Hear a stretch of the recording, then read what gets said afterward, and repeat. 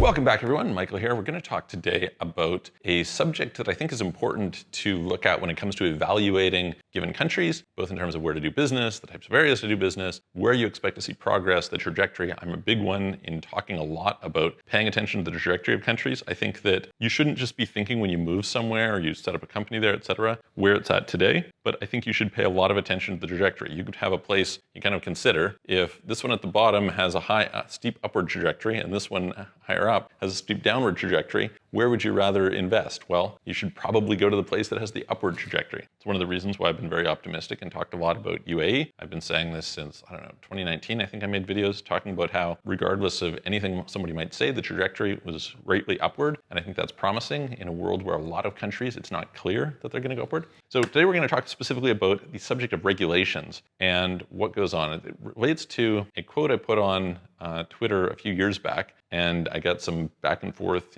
Some people would kind of have an allergic response to it and attack it, and a lot of people liked it. And this is really about the subject of how regulations are used by large corporations to protect themselves as incumbents and keep out competition. And so we'll talk about what I mean by that and how it might be applicable in your situation. So let's dive in and talk about it now. Before we do, if you haven't, please hit the subscribe button, hit the all notification bell. Welcome, I'm Michael from Offshore Citizen. We're specialists in international tax and relocation. If you're interested in either of those things or any of the stuff in the halo, forming companies international, opening bank accounts, doing trust structures and asset protection, foundations, international payment processing, etc., please reach out to us. You can book a call with me, calendly.com/Michael-Rosmer, link in the description below, or send a message through offshorecitizen.net. Okay, so the line is regulations are a tool used by big corporations to protect themselves from competition. And the response that a bunch of people would give me is like, bullshit, do you not want, try having no regulation on planes, etc. And I think the first thing that I would say immediately to anyone who is saying that is you have to be able to hold two things in your head simultaneously, which are, number one,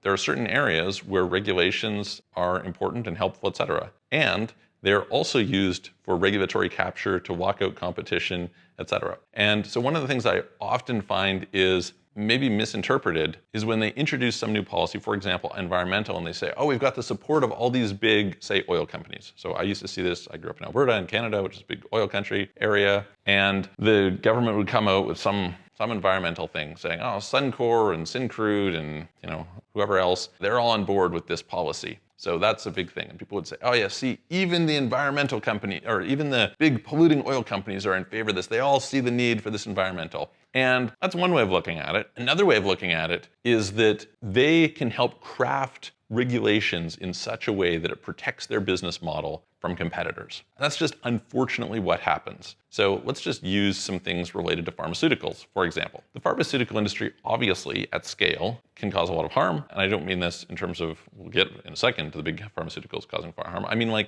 you can produce some kind of a drug which can really hurt people. There can be a lot of damage, and there's plenty of historic precedent for that. And so there's kind of a reason why you have sophisticated, lengthy FDA trial processes, right? There's a reason to say, listen, we shouldn't roll this thing out to millions of people without properly testing it. There's a reason for all that stuff, right? At the same time, let's be very clear that big pharmaceutical companies can absolutely use this as a weapon in order to dominate these industries, keep out competition, maintain high margins, etc.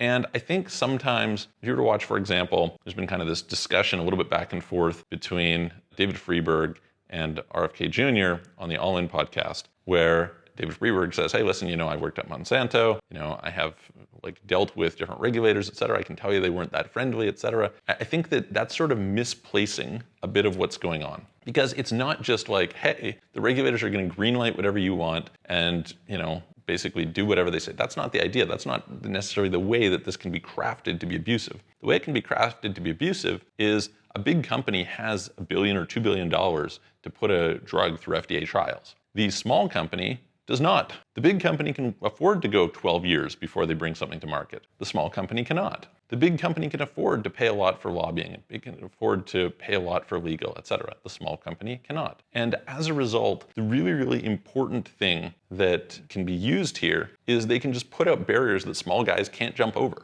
And they're like, hey, yeah, that will cost us. But the benefit is it protects us. It locks in our market share. And that market over time is going to be worth an enormous amount of money. And that is worth quite a lot, because the biggest thing that will hurt us is having a lot of competitors jump in and play the game. And I think that is something that is underappreciated in all of this. It doesn't mean, saying that that is true does not mean that, hey, listen, we shouldn't have any regulations on airlines. We should just let them fly and be dangerous, or there shouldn't be any regulations on drugs. Anybody should just be able to sell anything, or there shouldn't be traffic rules. That is not the statement. The statement is that these things can both simultaneously be true. And if you are aware that they can both be true, then it should shape your perception of how these other regulations get developed. And it should shape the role that you allow big companies to play in the formation of these rules. And that can be deeply, deeply harmful. There is just an enormous amount of insider dealing that happens, say, between the pharmaceutical industry and the regulator, between the food industry and the regulator, between the financial industry and the regulator. I mean, you just have to go and take a look at the defense industry and the regulators, or the